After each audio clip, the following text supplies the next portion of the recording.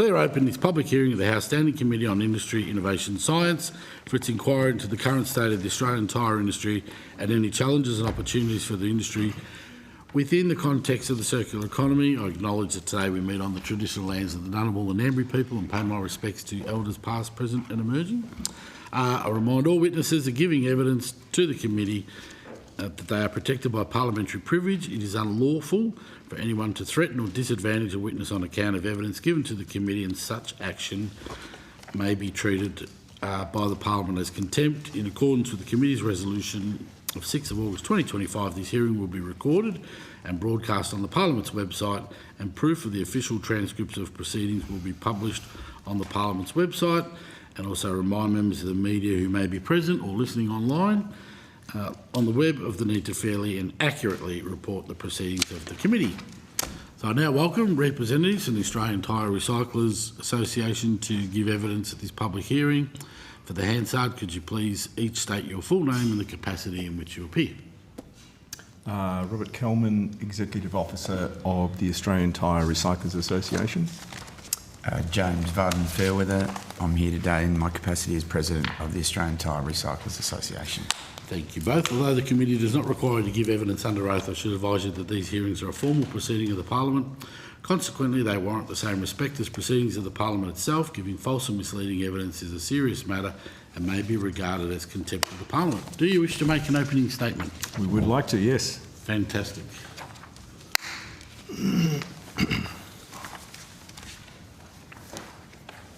Kick off? Yep, go for it, Rob. Thanks very much for hearing us today. It's a real pleasure to be here.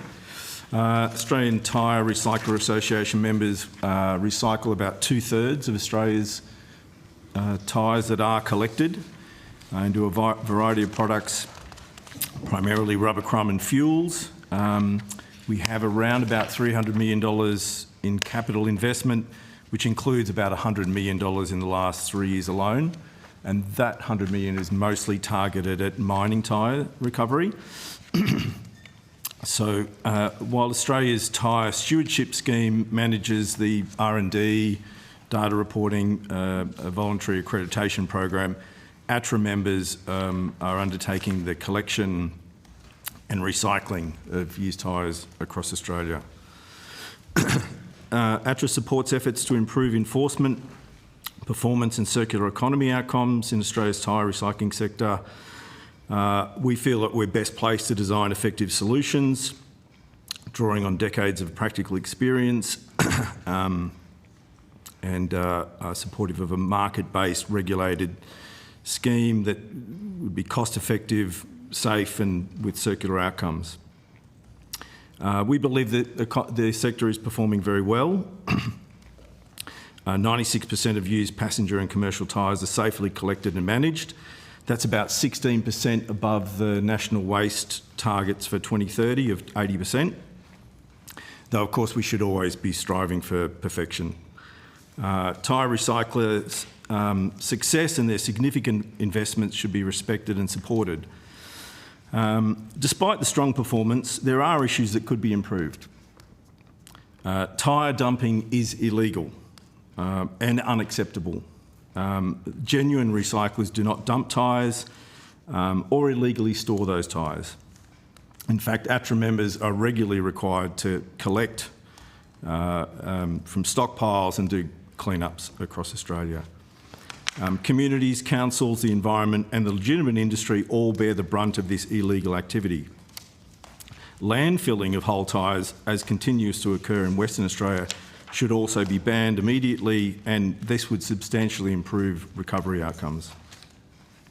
Off-the-road tyre recovery rates are very poor, 13% overall and just 2% in the mining sector. That's unacceptable, particularly given the growing demand for this recovered material across the world. ATRA supports stewardship models where brand owners contribute financially to responsible end-of-life management, and we're assessing options to strengthen this enforcement of existing state and federal regulations. ATRA, however, has been opposed to an anti-competitive and inflationary manufacturer-led centralised stewardship scheme that would control collections and who can collect, where they can collect, and the charging that they can apply, as we see in many overseas models.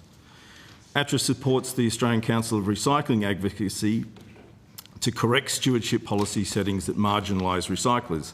Recyclers must be central to the design, governance and delivery of all stewardship schemes.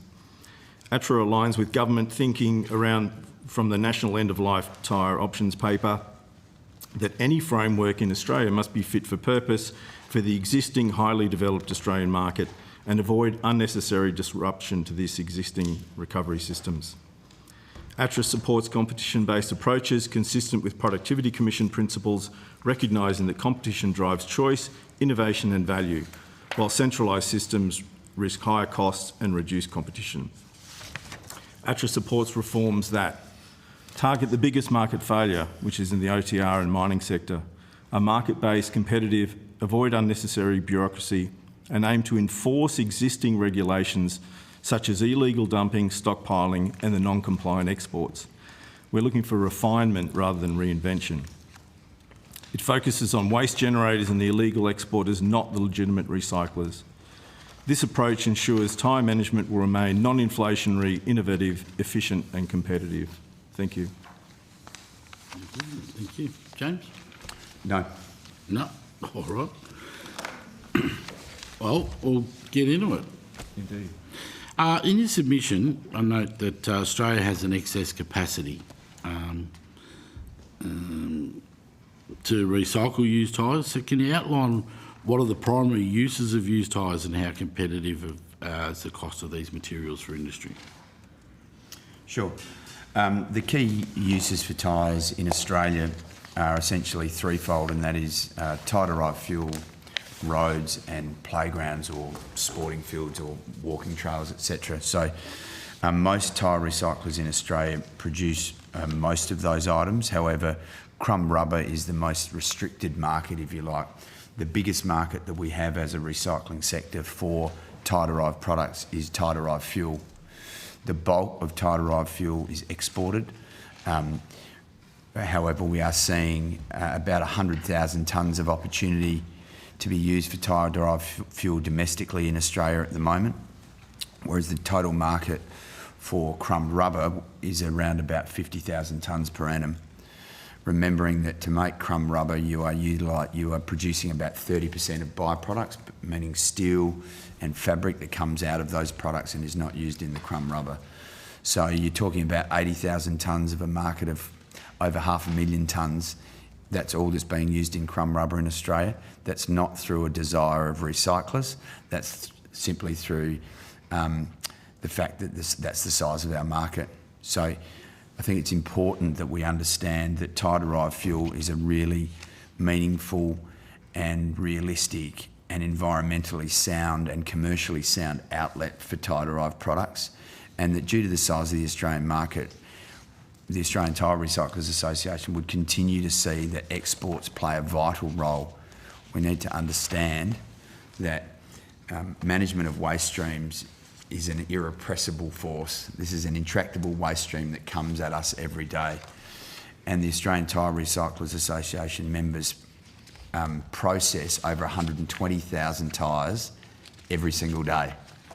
So we need to find outlets, and we would argue that one of the key things that we'd like to see come from this inquiry is a refocusing on end markets and a refocusing on government procurement, because that will drive an increased amount of tyre-derived products being consumed within Australia, and that starts to insulate this market from export risks around currency, overseas regulation, shipping crises, exactly like we are seeing with the Iran war at the moment, where a major outlet for Australian tyres is in India.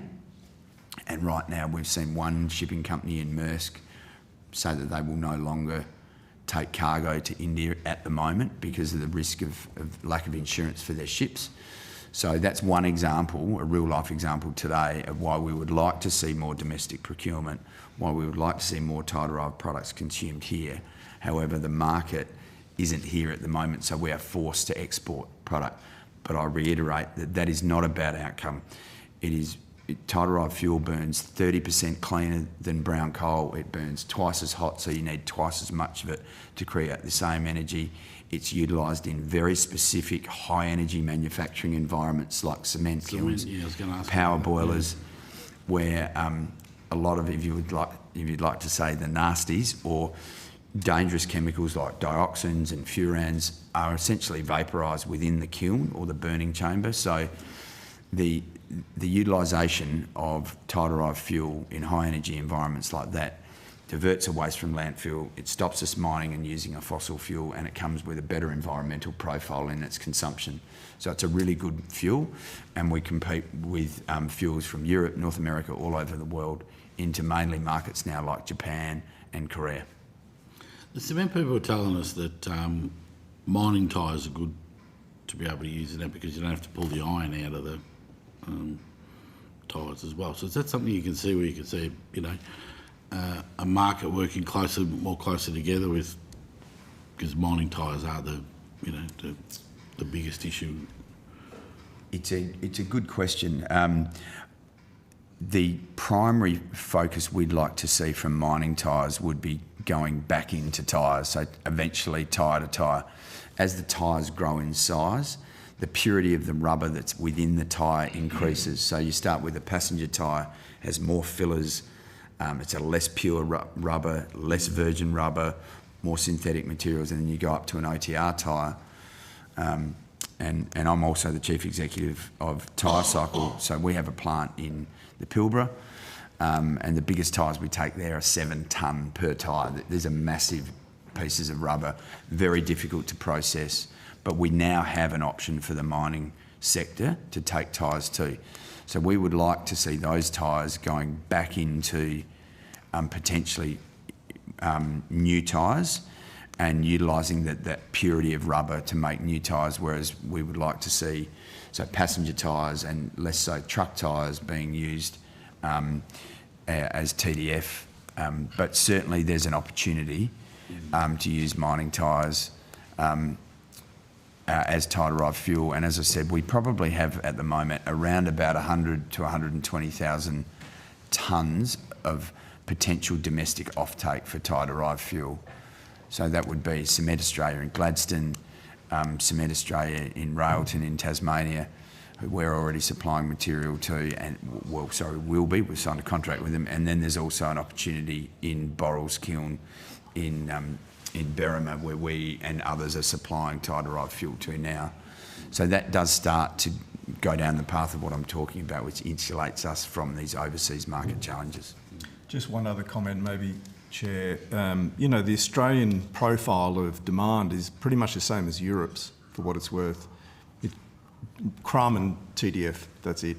It's not like there's some miracle product in Europe that we're not producing here.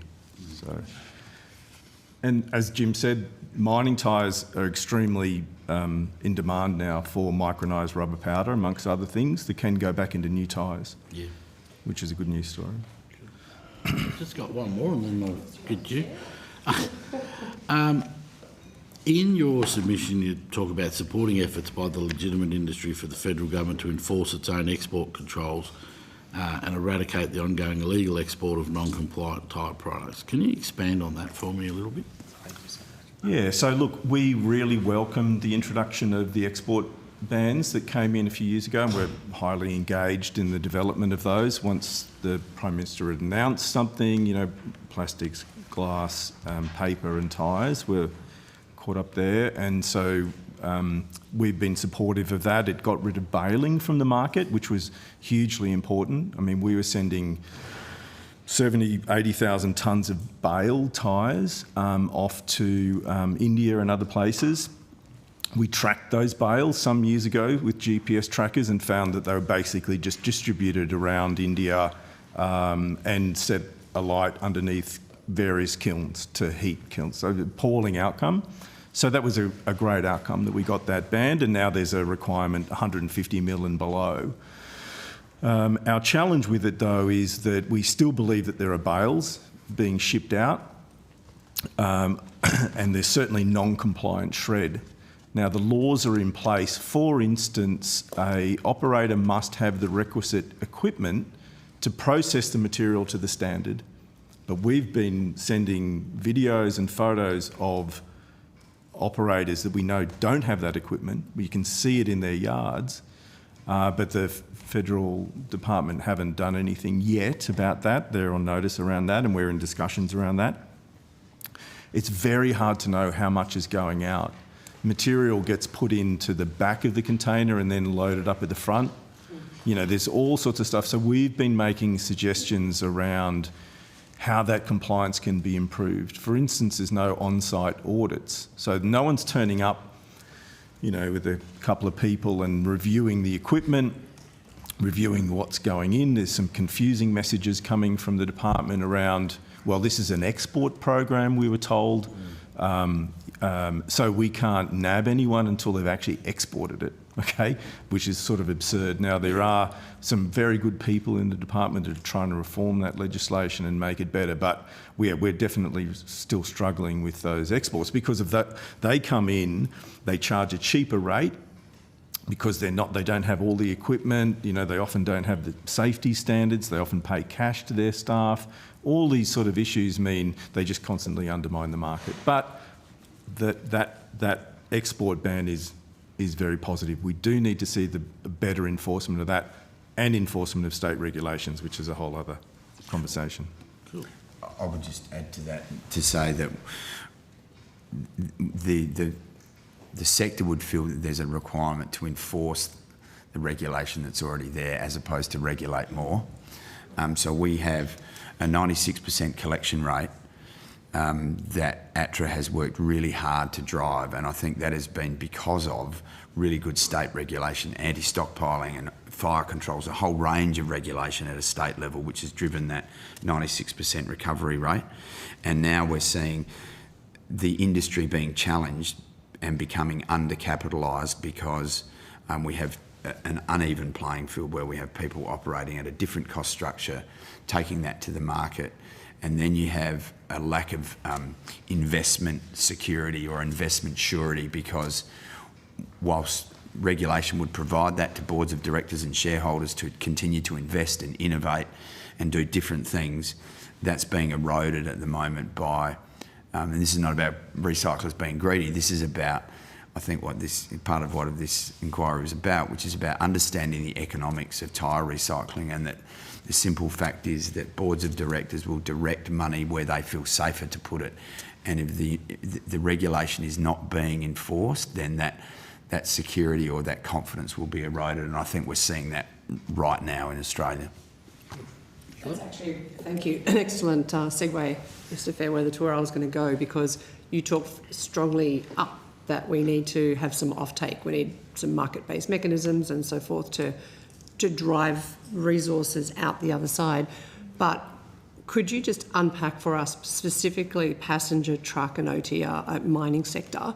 What are the things, we've got good laws, but they're not being enforced. Can you just unpack specifically the conditions or the thing, your wish for better enforcement in each of those three sectors? Okay, so I think to start with, passenger and truck tyres, as we've said, have been collected at 96% and are being collected. So the enforcement of those regulations right now is actually pretty strong at a state level. I think the area where we are missing is in export of those products. But if we go back to then collections and look at OTR, we have a loophole, as Rob said before, that we have a 2% collection rate in the mining sector and versus 96% in the passenger and truck sector. And that is because two reasons. Firstly is in the mining sector's defence, they haven't had a viable processing alternative. We now have that. As part of the waste export bans, December 2025, tyres were the first ban to come into place. That was heavily supported by both federal and state governments and industry with the Recycling Modernisation Fund. And we've seen tens and tens of millions of dollars, over $30 million alone in Western Australia, invested into mining oriented processing facilities. So I think from there you can see that they didn't have an option and now they do. That is quite widely accepted. We have an oversupply of capacity in Western Australia now to process mining tyres. And we have this, frankly, almost farcical situation where you have all this money invested by state and federal governments, and then you have an ability to landfill or to bury mining tyres in pit. So give with one hand and taketh away with the other is what you would see there. And so you don't have the regulation working in concert with the funding. And I think if you could bring those two together and say that now we will abolish the ability to bury in pit for mining companies. And I restate that they have not had an opportunity up until now to have a viable outcome for their tyres. But the Pilbara alone generates over 50,000 tonnes in a market, a total market, tyre, truck, passenger, bus, etc., of 555,000 tonnes. So it's a huge problem in one state, and I would like to see that addressed in terms of driving recovery for mining tyres. Rob, have you got anything? Look, I think the other thing is that we've talked a little bit about federal exports, and ACOR and ATRA have been, the Australian Council of Recycling, have been talking to the feds about could we do on-site audits rather than going to a port and opening a container, which would be incredibly expensive, staff and things. If we pull it all rather than down pipe, bring it back up, as an example of the kind of solutions which we'd like to see. But in terms of state regs, they've been massively reformed over the last 10 years, right? So probably people will have heard about Stawell or Longford in Tassie, where there's 1.5 million tyres sitting on a block of land, right? Stawell had another 1 million tyres. I think Tyre Cycle actually ended up cleaning them up. Numurkah, these massive stockpiles don't occur anymore because we have all of these state regs in place to restrict that. What is still occurring is that, you know, there's that 4%, right? We're collecting 96%. There's a little bit of landfill there, legal landfill, which we would like to eradicate completely, but it's legal disposal, you know, for the most part. But we would like to see, you know, the end of that 4% because it is a blight on the landscape. You know, you see this stuff get dumped in the national park in Queensland or something like that. It's atrocious, right? And the industry, the legitimate industry, really wants to see that eradicated. So we work with the EPA in Queensland, DETSI, to find those sort of people, to get, you know, number plates of dodgy trucks, and, you know, we work closely with those people, so that's good. But we still see that illegal dumping, which places a burden on local communities, on councils who have to pick it up, and all those sort of things. So while it's a small volume, it's visually unsightly. It's can breed mosquitoes and all of those sort of poor outcomes. So can we find ways to better enforce the existing regulations? Because all of that stuff that you see is illegal already. So what is it that we could do to fix that? So we're working closely, and we're thinking internally about, are there mechanisms to do that? And could I maybe make one addition to that, and that would be that it's not just OTR where we see landfilling, and in pit burial we do, but in Western Australia alone, our modelling would show us that there's over 20,000 tonnes of truck tyres, highly valuable resource, that are being trucked out of metropolitan Perth and to legalise landfills, legal landfills, a few hours out of Perth. So there's an example where you've got a large proportion of tyres in a market that's been heavily invested in by the federal, state government plus industry, and we've got 3 very large facilities in Western Australia, four actually, which are all being underutilised at the moment.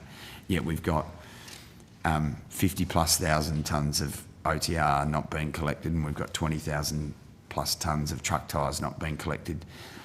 Just those two amounts of tyres would easily underwrite the viability of 2 to 2.5 recycling facilities out of the 4 in Perth. So it's a really major issue that we need to address.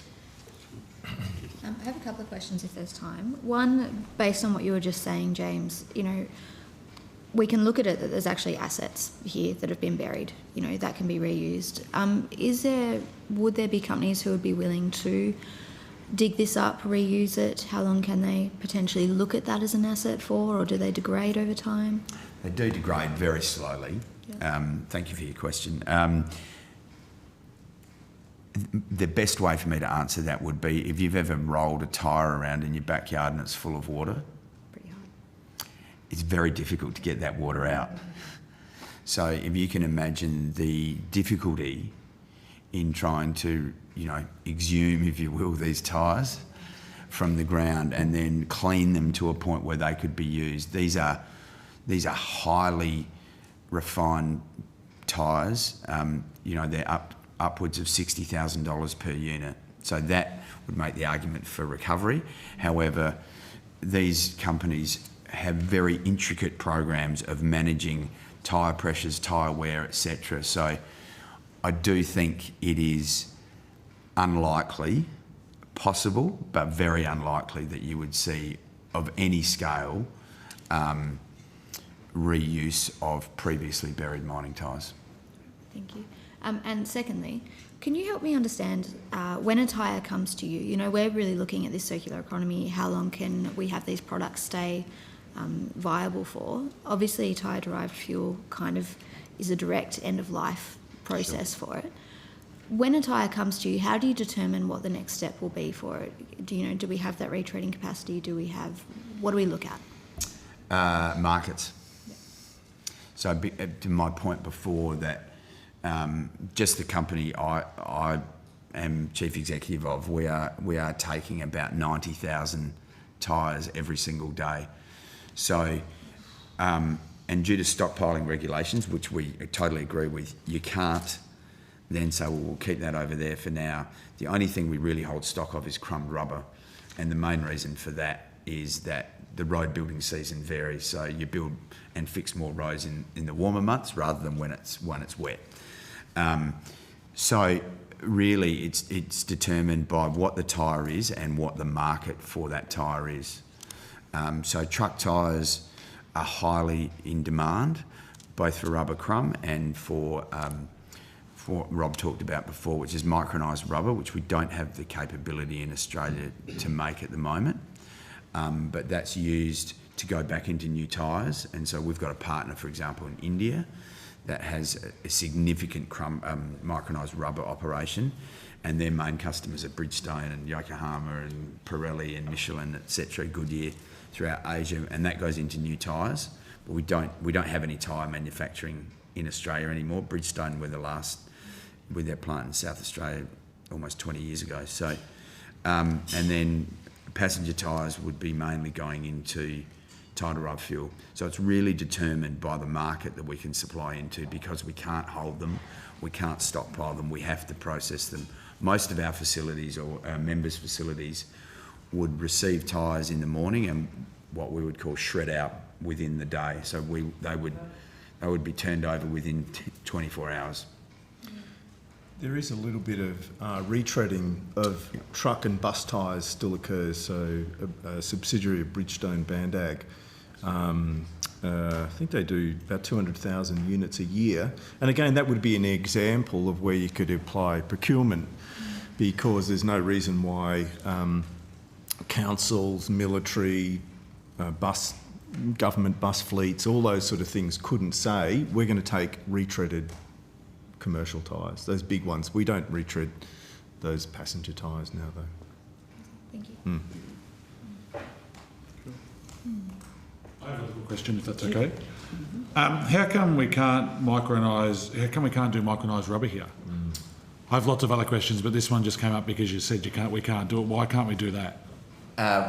We could. It's a matter of the economics of it at the moment. I think in Australia, I don't think I know, the economics of it in Australia are challenging, and that cost of conversion in Australia is higher than it is in markets like India. Not just labour, but power, electricity, safety, all those sorts of things. The cost structure is massive here.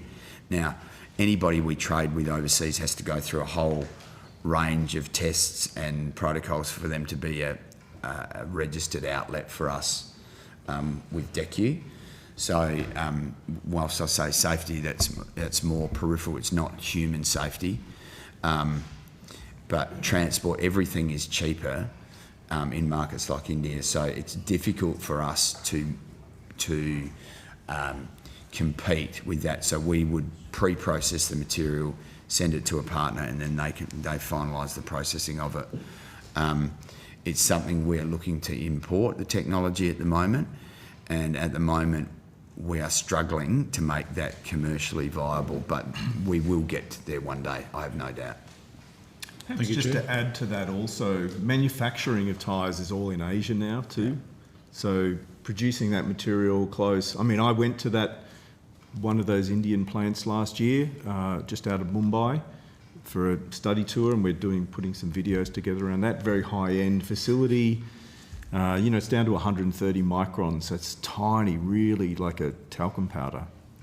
It goes back in. But I think that's a really exciting where things are headed, and most of the big tyre brands now are putting forward recycled content goals and mandates and all these sort of things. So, and those mining tyres, as Jim said, there's a big volume of that really high-end rubber, and that's why that sector could be a focus and could be part of that circular economy journey. Thank you, Chair. All right, thank you very much. Well, thank you for your attendance today. Thank you. If you have any, if you've been asked to provide any additional information, please forward it to the Secretariat by April 1, 2026. You'll be sent a copy of the transcript of your evidence, and we'll have the opportunity to request corrections, transcripts or errors. No doubt we'll talk again. Thank you, Chair. Cheers. Thank you.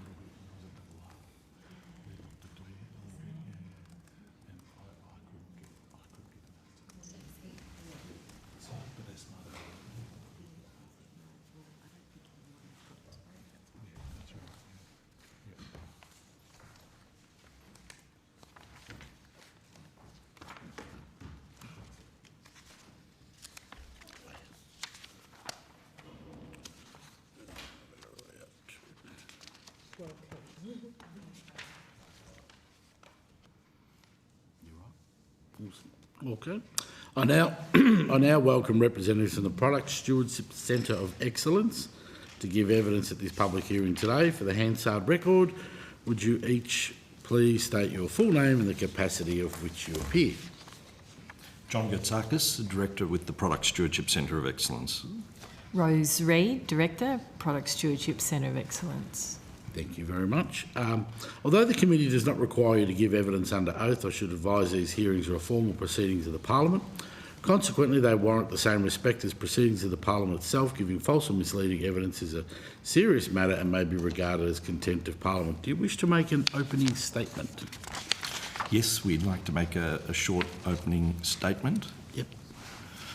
Thanks very much for the opportunity to present today. The submission is made on behalf of the Product Stewardship Centre of Excellence, an independent not-for-profit charity.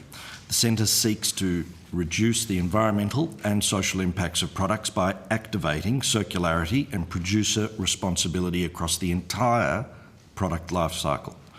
The Centre works with brands, manufacturers, retailers, various industry associations, product stewardship organisations, both existing and emerging, and governments across Australia to design sustainable products, prolong the life and value of products and materials, and maximise the use of renewable, restorative, regenerative and recycled materials. Our submission highlights the importance of mandatory product stewardship in preventing and reducing waste, increasing product durability, reuse, repair and recycling, as well as removing unsafe chemicals, conserving resources and fast-tracking Australia's transition to a circular economy. Product stewardship is a strategic approach adopted by governments globally for more than 20 years, where producers and retailers are legally required to take responsibility for the environmental and social impacts of their products across the entire life cycle. Stress the entire product life cycle. This approach has significant relevance to the terms of reference for the inquiry. Our submission outlines how product stewardship provides governments and businesses a practical pathway to operationalising a circular economy, the benefits of regulated product stewardship in effectively driving positive environmental, social and economic outcomes, the unintended negative consequences of voluntary industry-led product stewardship schemes, and makes 3 key recommendations at this point. 1, acknowledge the true unintended consequences of voluntary product stewardship schemes and the costs they have on the environment, society and the economy. Specifically, free riders preventing investment in the necessary infrastructure, communications, R&D, as well as an overemphasis on end-of-life interventions with no investment or little investment in activities to design out waste and pollution from the outset. Because recycling alone, while very, very important, is insufficient. 2, ensure mandatory product stewardship across the complete product life cycle. This includes a framework for setting design rules for products and labelling their performance, similar to the European Commission's Eco-Design for Sustainable Products regulation.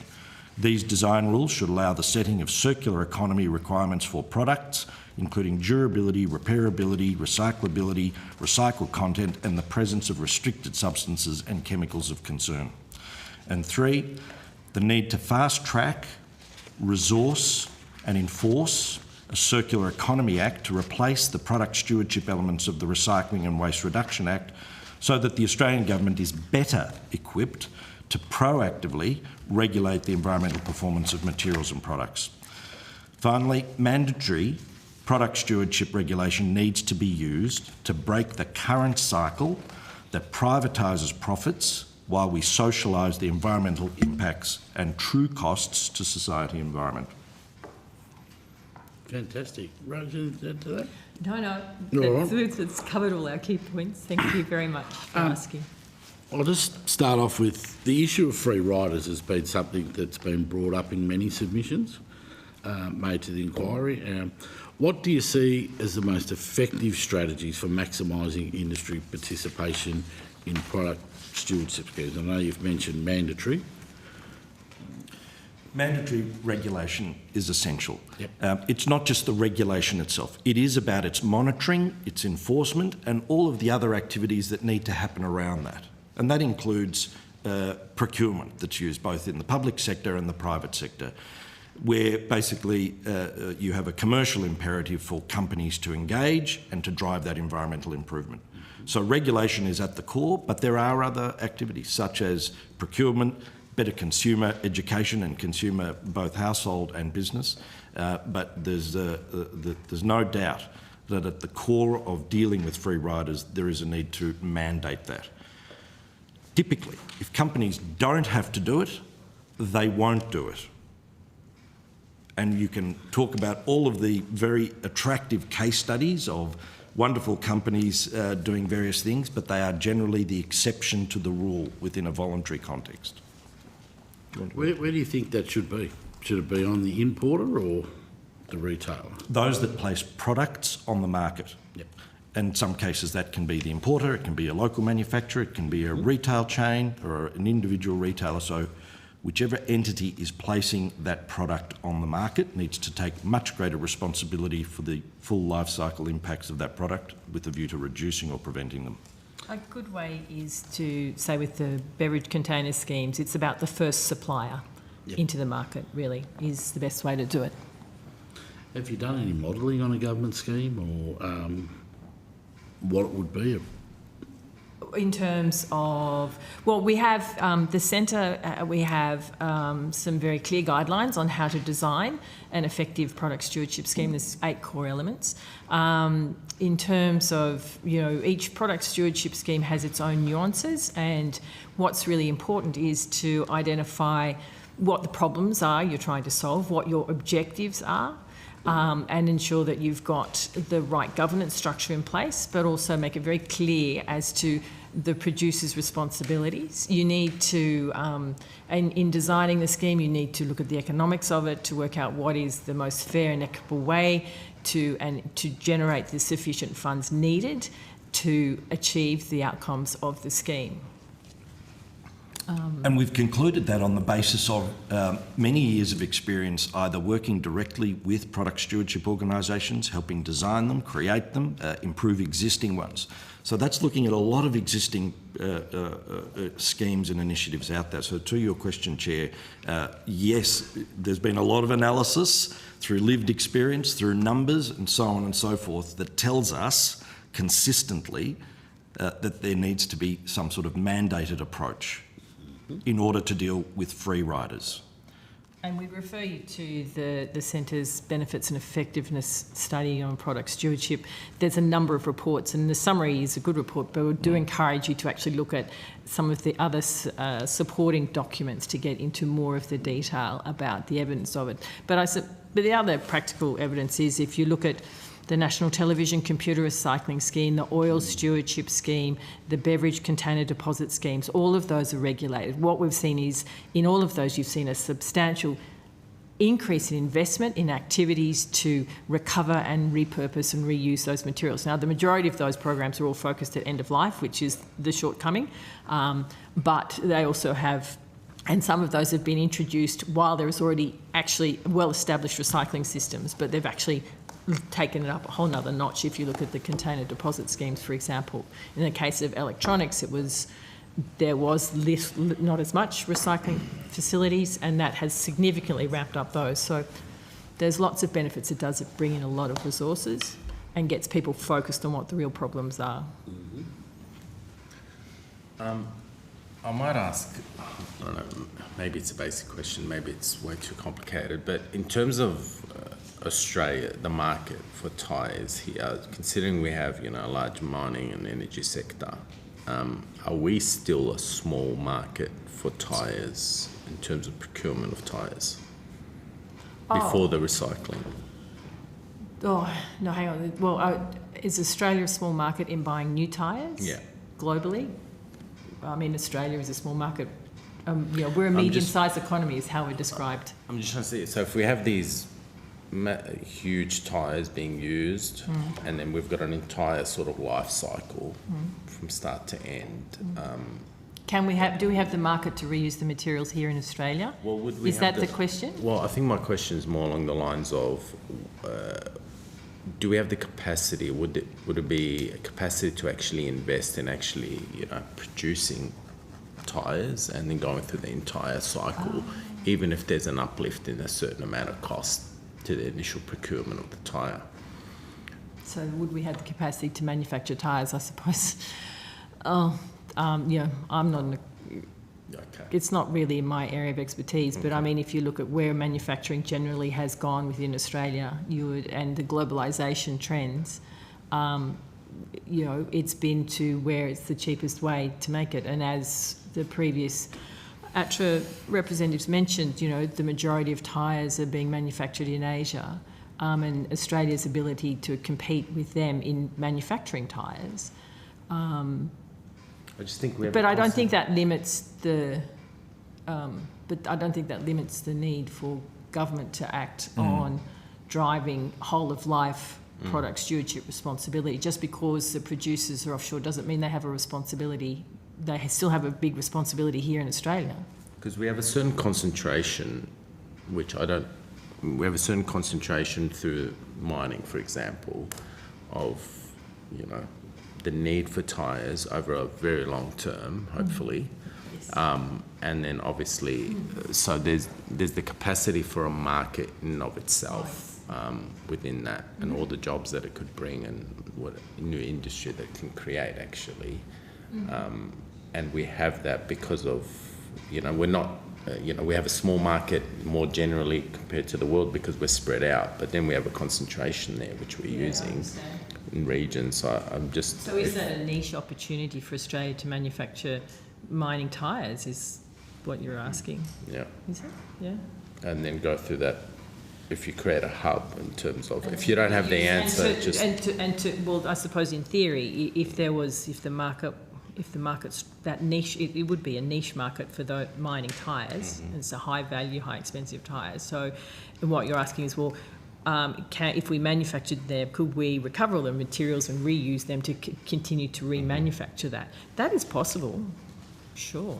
Go, John, sorry. And some of that comes down to what's industry policy doing and investment in Australia. One thing we really do need to remember in Australia and not overlook is that product stewardship and extended producer responsibility exist as approaches to deal with an environmental problem first and foremost. So that's really, really important. And so sometimes we can lose sight of the product stewardship is about providing an affordable feedstock or material so that businesses can continue. No one's arguing that product stewardship shouldn't happen within a commercial context and be responsible. But product stewardship and EPR are all about dealing with an environmental problem, first and foremost. And if you look at, say, for example, as one example, you're talking about a product category, large household appliances, white goods, once upon a time, the majority of those manufactured in Europe. The shift there has been breathtaking in terms of the movement of production to Turkey and now to Southeast Asia, and in particular China. So even though there's still some production in Europe, most of these goods are made offshore, but they are still very, very tightly controlled in the European Union through regulations such as we mentioned, whether they're directives that are mandated or the Eco-Design for Sustainable Products regulation. So regardless of where a product's made, there is a need for the right policies and regulations to make sure that the environmental problems are being addressed.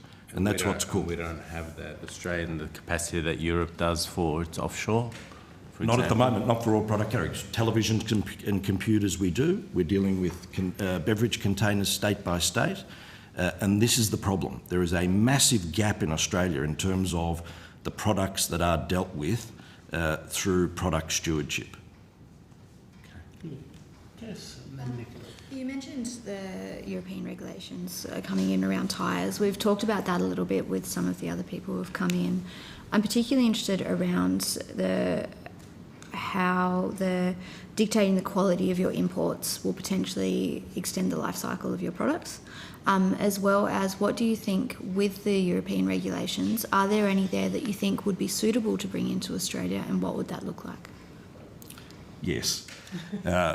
And this is not to try and present a scenario that, it's always greener on the other side. However, the European Commission is a long way ahead in terms of thinking strategically and also getting very practical about what circular economy is. Circular economy is so much more than dealing with end-of-life issues. Very important, as mentioned earlier, but inadequate to deal with the environmental problems. Doesn't effectively deal with prevention, doesn't deal effectively with avoidance.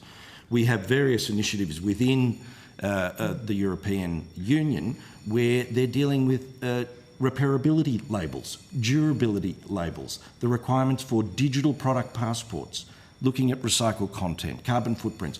All of these things are done in a more strategic, holistic way through the one regulatory instrument, and that's what Australia is really lagging behind on. There is a great need to think about these sorts of instruments in a way that's also dealing with competitiveness. The Europeans are unapologetic in terms of how they use these instruments to protect their markets, make sure that they're not importing environmentally inferior products. You touched on something that's quite significant. We have our export bans for waste, but we should start talking about the prohibition of products coming into the market banning products that come into the market that are not repairable, that don't have recycled content, that have...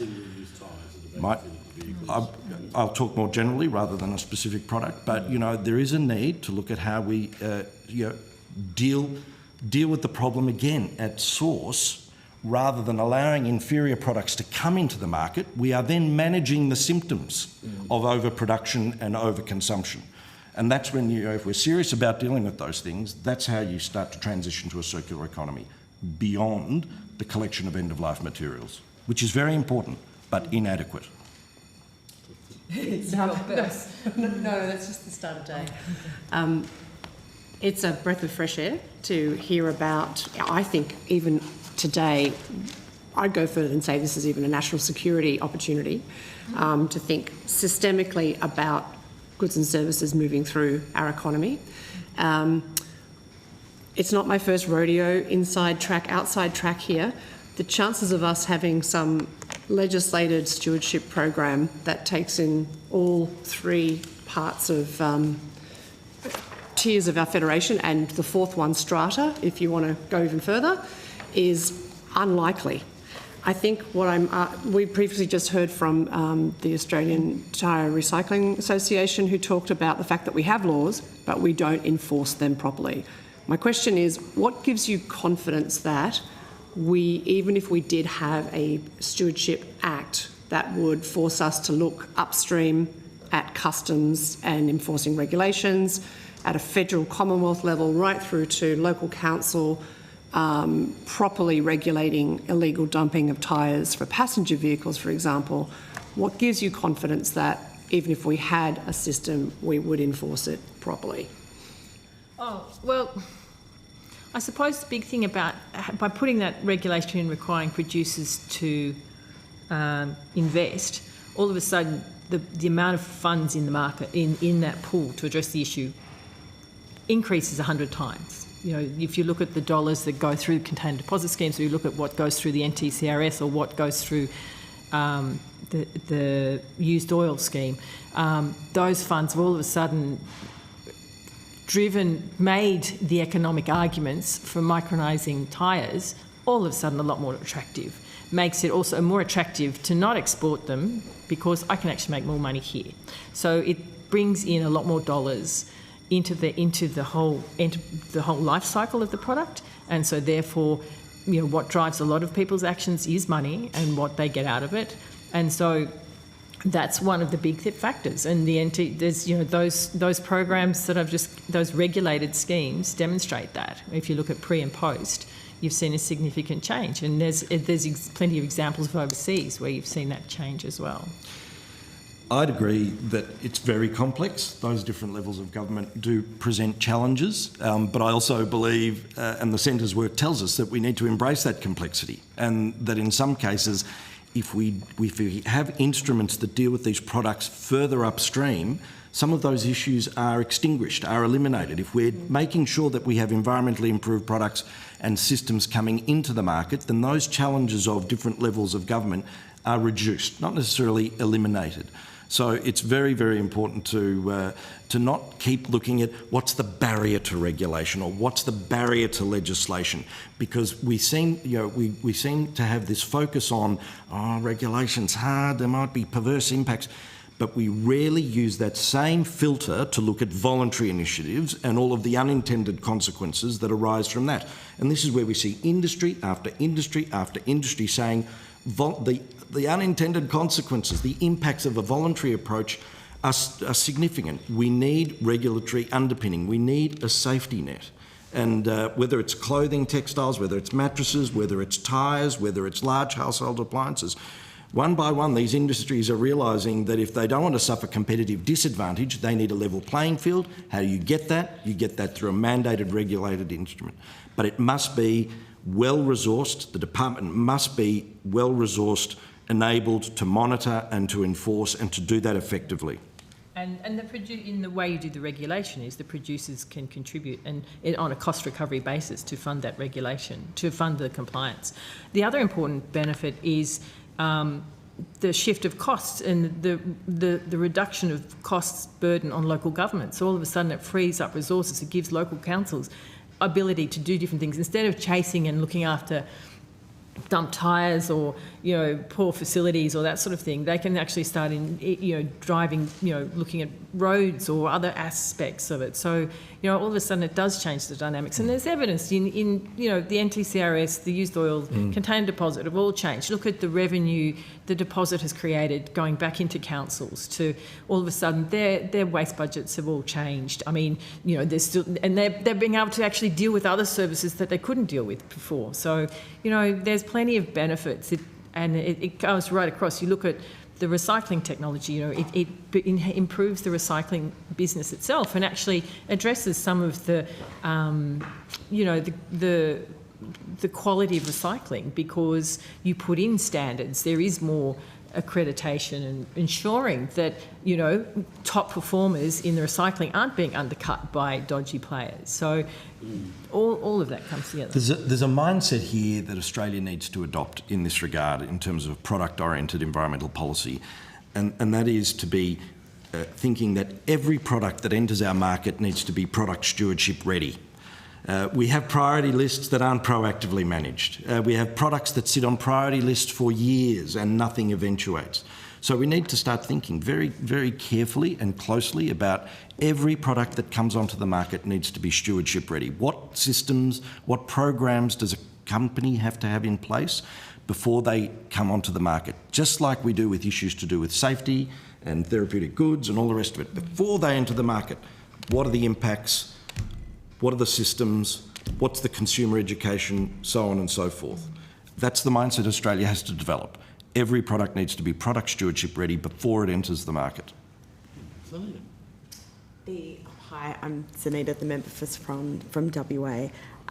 One of the things that we sometimes see in WA is the mines mining their old waste dumps when the commodity prices change. And so one of the things that I see in the future is that there will be a time where we mine our actual landfill waste because of the amount of amazing products that are in there.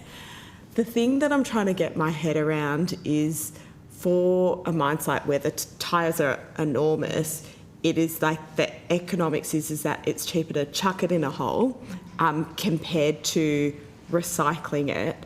And what do you think it would take to get the economics to work? Or do you think it's not about the economics and more about having policies in place where you're mandating that it must be recycled? And then I have a separate follow-up question to that. So I would go that mandating was where you would go first because there is a market failure at the moment. You don't have the economics to justify it. So if you mandate it and by mandating it, then you make producers responsible to ensure that their tyres are recycled.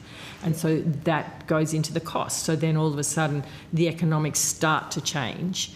And you will find that if you have that rule, then all of a sudden these very clever people who can design, build, recycle, shift, move, mine, do whatever, all of a sudden apply their minds to the solution properly, and you actually start getting real positive outcomes. So that's where I would go, And then from your perspective, do you think there is a hierarchy of what we should be focusing on from a circular economy perspective? And so this inquiry is effectively about rubber, right? Like that's effectively what it's about.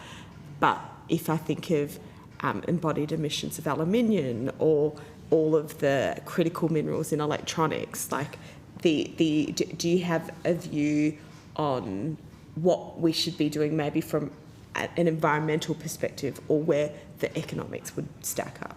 So I think I'd refer the committee to our 24 annual impact statement where we do talk about priorities and also our submission to the Productivity Commission on circularity where we talk about identify opportunities.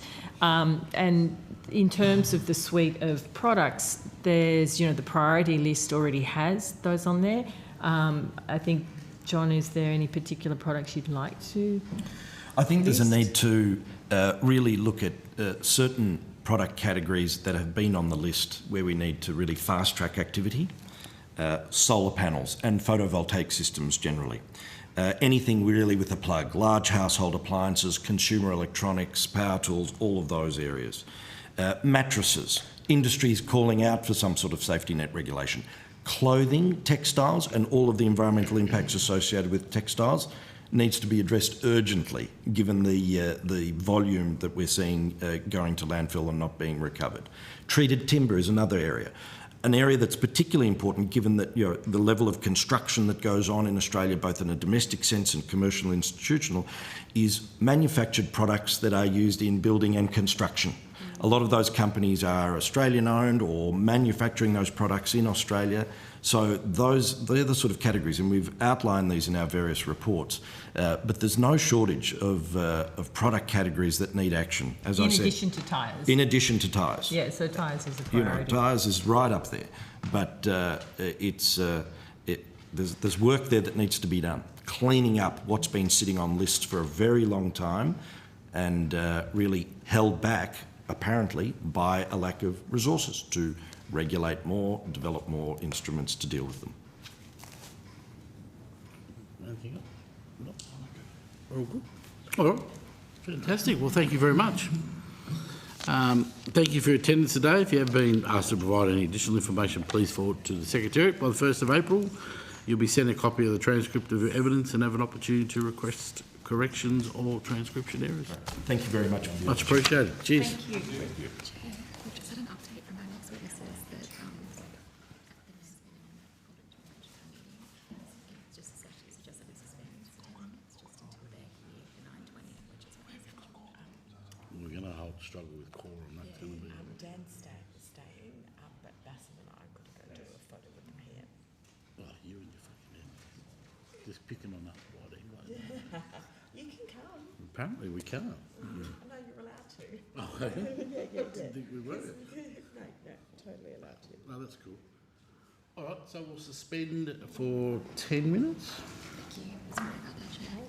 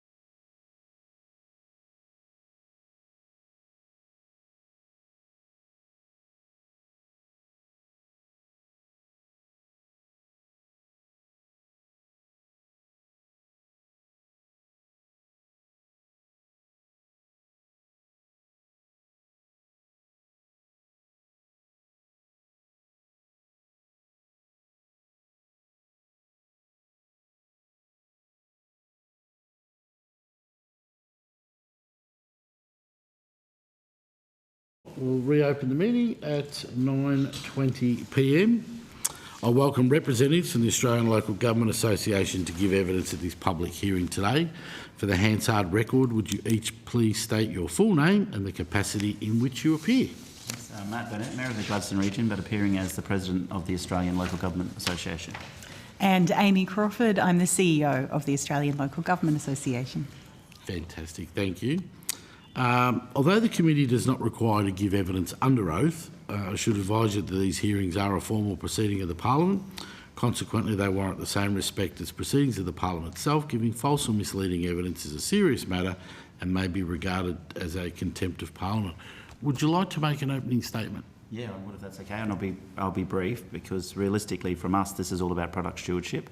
So for a local government sector, the biggest issue is the dumping of tyres in our bushlands, in our communities, but also the effect on our landfills and our transfer stations. Yep. So ultimately, this is according to Tyre Stewardship Australia. The modelling says it's about $22 per passenger tyre. This costs local ratepayers about $6.5 million a year. So you can imagine. Obviously, that's spread across the nation, but that could be playgrounds and parks and libraries and pools and things that could otherwise be used for those purposes rather than managing the issue of tyres in our communities. Now, we are exploring, and a number of councils are, and probably state governments too, the use of crumb rubber in construction, but research and development and cheaper supply is sort of holding that back and making it economically viable. So realistically, a product stewardship scheme, probably something similar to on a bigger scale, the container deposit scheme, where the companies that are responsible for producing the tyres, manufacturing the tyres and selling the tyres are responsible for the end of life as well. So ultimately that's the local government's perspective on this, but I might throw to Amy to add a bit more to that. Yeah, we think there is a lot to learn from other industries, but to know that you're not alone in tyres being a problem. Local government is looking for product stewardship across a range of other products as well. So anything where you have really large, bulky waste that could be potentially turned into something else, we need to have a more holistic look at product stewardship. Circular economy isn't a nice to have for local governments. It's something that will help their bottom line, but also we acknowledge it will help on the national level as well. That's what we wanted to point out. We really need that across the nation. Mm-hmm. You represent 537 councils? 538 now. 538? There's a new council in a de-amalgamation, as you might call it, in Northern Territory, so 538 councils. Oh, fantastic. Now, you've called for a nationally mandated extended producer responsibility scheme. First of all, how sort of uniformed is the position of support on ALGA's? So ALGA is represented on the board by 2 representatives from each state and territory, yep. And it's unanimous around the boardroom that product stewardship, not just for tyres, but for as many products as possible, yep. It helps reduce waste to landfill. So anything that's reducing waste to landfill reduces the cost of councils, keeps your landfills life longer, reduces, saves space for other waste products.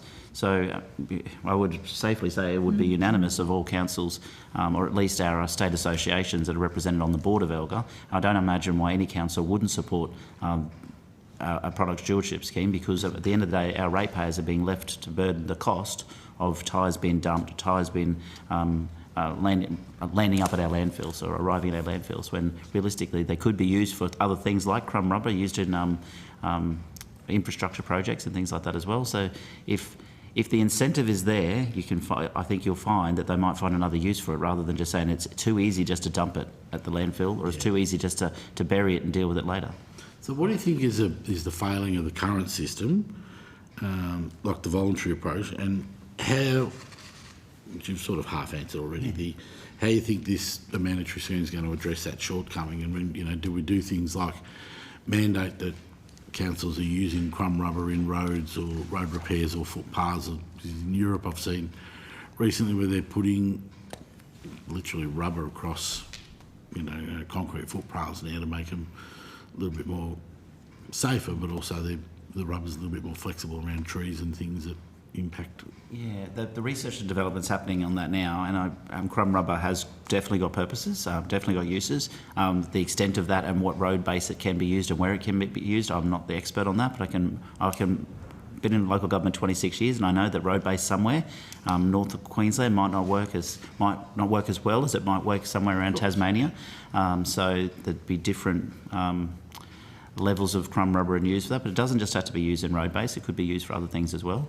I wouldn't suggest that mandating councils to use it would be the right outcome, but I think you would get a wider use of it if there was a scheme in place that made the producers of them or the manufacturers of them have to be responsible for them, because they would all of a sudden decide that instead of participating, if they wanted to, in a voluntary scheme, they would all of a sudden find that it's important for them to research and develop projects where they can use their rubber tyres in somewhere else. So we'd love to be able to use more crumb rubber in whether it's road base or other things, but at the moment it's just the viability of that cost-wise is not necessarily there for us. So I think the incentive needs to go, rather than a big fine to say that if you don't do it you get this. It might be just an incentive approach from the government to say you should look at looking after your end of life for your tyres. Otherwise you could just put a stewardship price on it, and I don't know how that is, whether it happens at the purchase price, and then I guess that goes back to the customers, but ultimately someone's got to pay, and it shouldn't be the ratepayers. And we have found that the mandatory scheme would be needed for compliance. So sometimes our councils have seen where a third-party private provider has collected the tyres and then abandoned the tyres. And then the council's left with that significant clean-up, a massive heap of tyres. Whereas if we had all companies all responsible for the end of life of their tyres, it creates equity across the, each brand as such creates equity across the companies, and it creates potentially a pool of funds as well that we can consider how to best use our tyres, and it helps companies as well think about end of life, how they could help invest in what that product could then become later on. Now, I love a couple of Dorothys towards you. Oh, yes.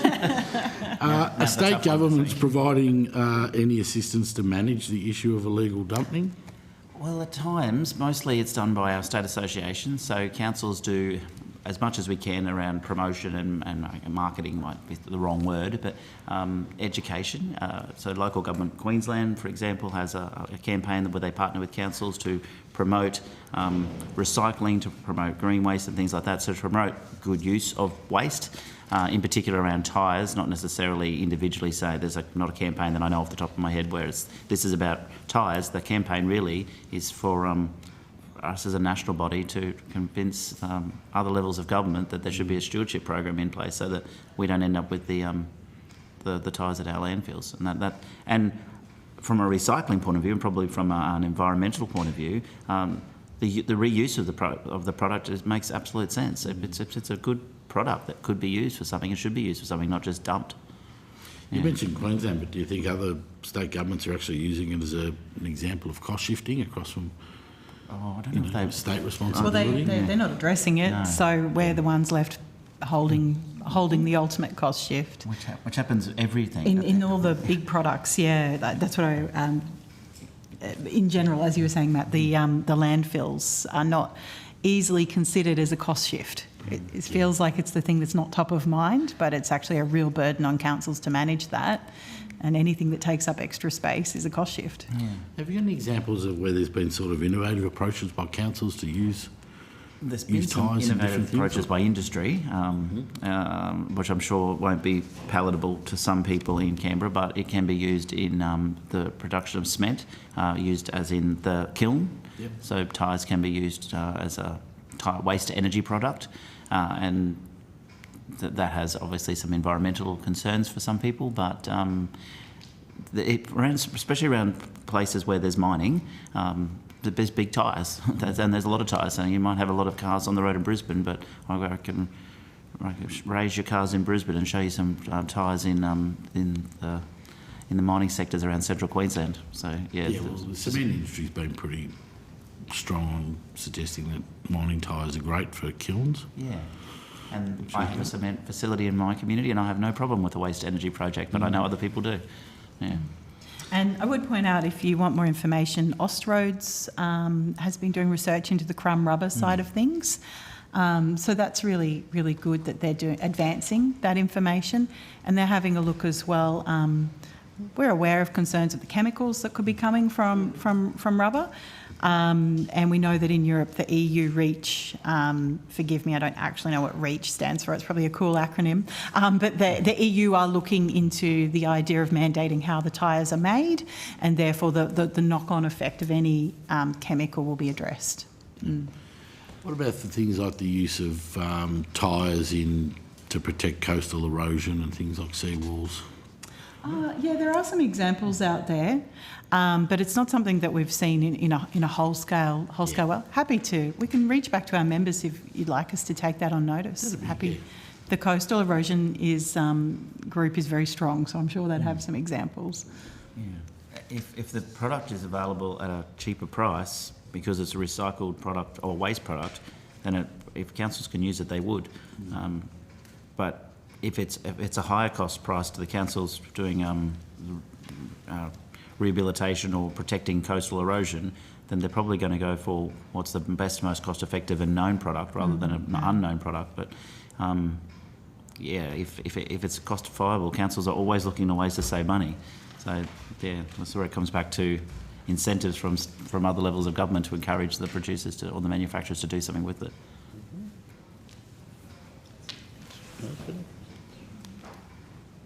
Oh, sorry. Yes. Good work, guys, and it's with what you do with councils all around the country, it would be a very interesting role.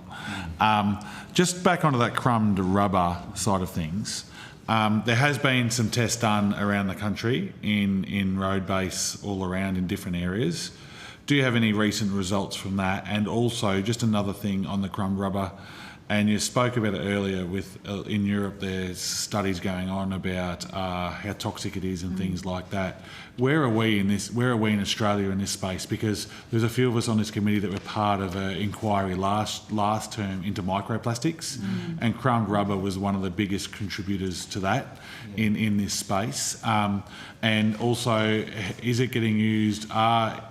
Are we still using it a lot on a lot of our sporting fields all around the local government areas as well? Using it on our sporting fields, I'm not aware of. I know, like our running tracks and things like that. Yeah, okay. potentially for like tartan tracks and things like that, and that's very possible. And in terms of if you're on the southern Great Barrier or the Great Barrier Reef, I shouldn't just say the southern. That's where I'm from. But any part of the Great Barrier Reef, the runoff of that is an issue. We're using it for synthetic grass. Synthetic turf, so you save, also like in our main street, rather than send a mower up there and close the street down for a number of hours just to mow one little strip, we were putting that in there. We've made a position as a council now that we don't do that anymore. We go back to putting grass in, or we'll concrete it, or we'll paint it, because the little bits of the rubber get into the stormwater drain and find their way out to the Great Barrier Reef. So what was really popular about 10 years ago, and the people said, this is fantastic, saving us a fortune on mowing unnecessary parts of the CBD, and now they're saying, well, you can't have that there anymore. So once it gets to its end of life, we'll replace it with something else. We're not sure exactly what yet, but it might be concrete, unfortunately. But that's where we're at. So the councils are aware of the issue, and probably many of them will be diverting away from that on where there's runoff.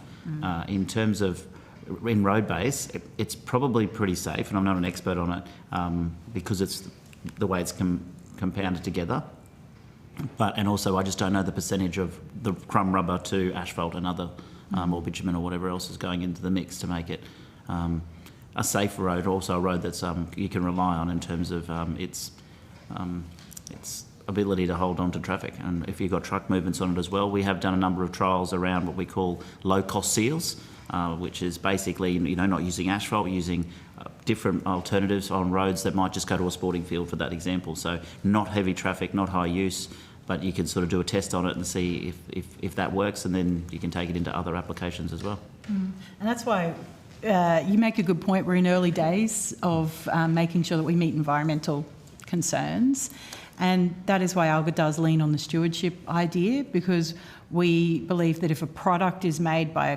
the company in the first place, it should have a longer term view of what the environmental impacts are.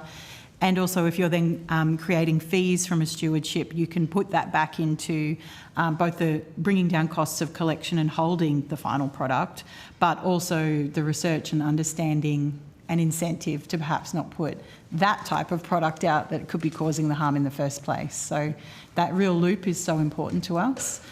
And with LGAs, what are you all doing around illegal dumping of tyres? Because it's a massive issue in every local government area.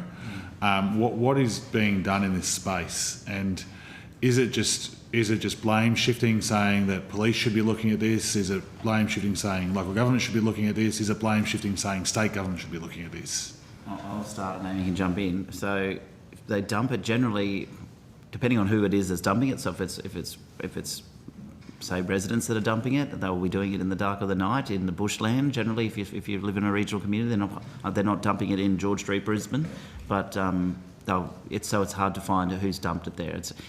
Usually we're lucky when people dump rubbish from their homes, illegal dumping. They leave electricity bills in there and stuff, so you can sort of work out who they are.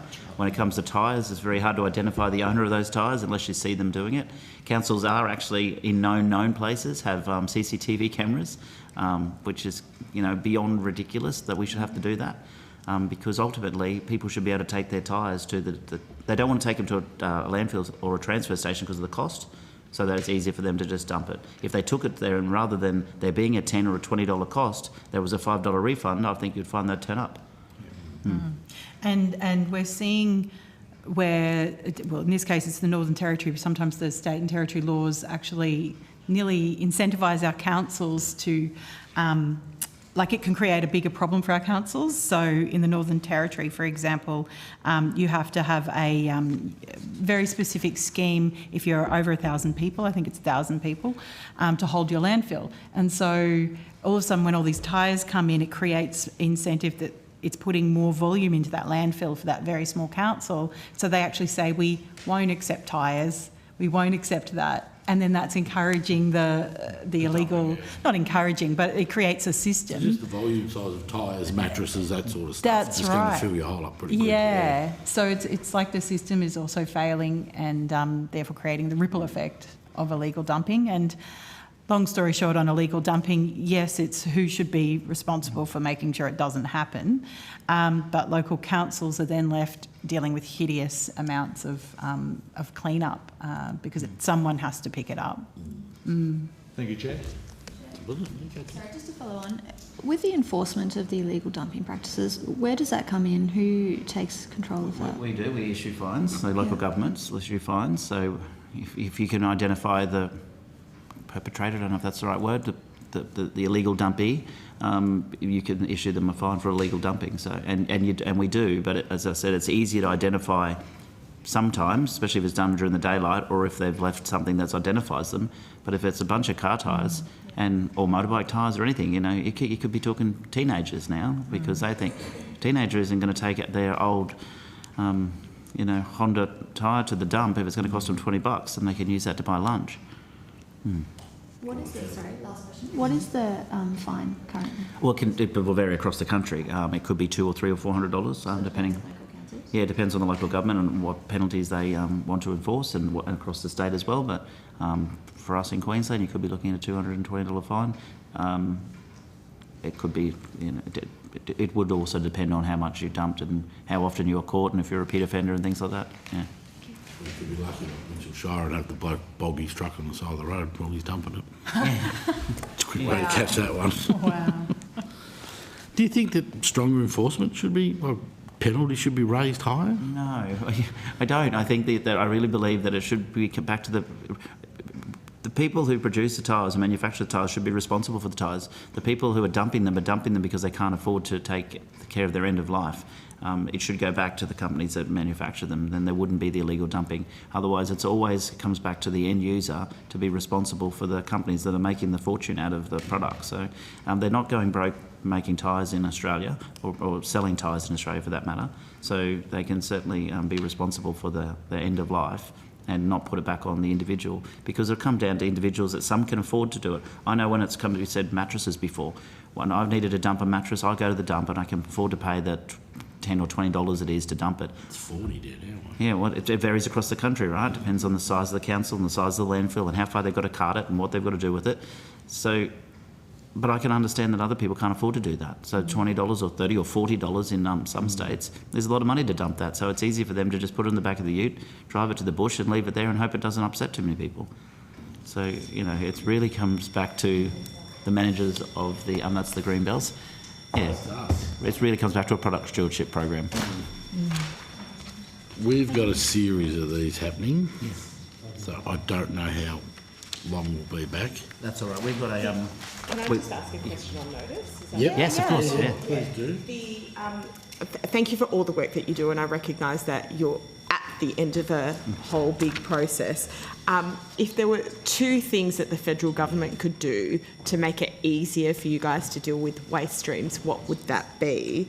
And the other thing I was curious to know is which waste stream is the most painful for you guys to deal with as a local council? We'll come back to that. Cool. We do got a submission as well. Yeah, we'll take that on notice. Great question. Is that okay? We'll give that to you, but thank you for your attendance today. He's been asked to provide any additional information for to the 1st of April. You'll be sent a copy of the transcript for your evidence and have the opportunity to request correction of transcription errors. Being no further witnesses, the hearing is closed. We know there's going to be a series of divisions, so...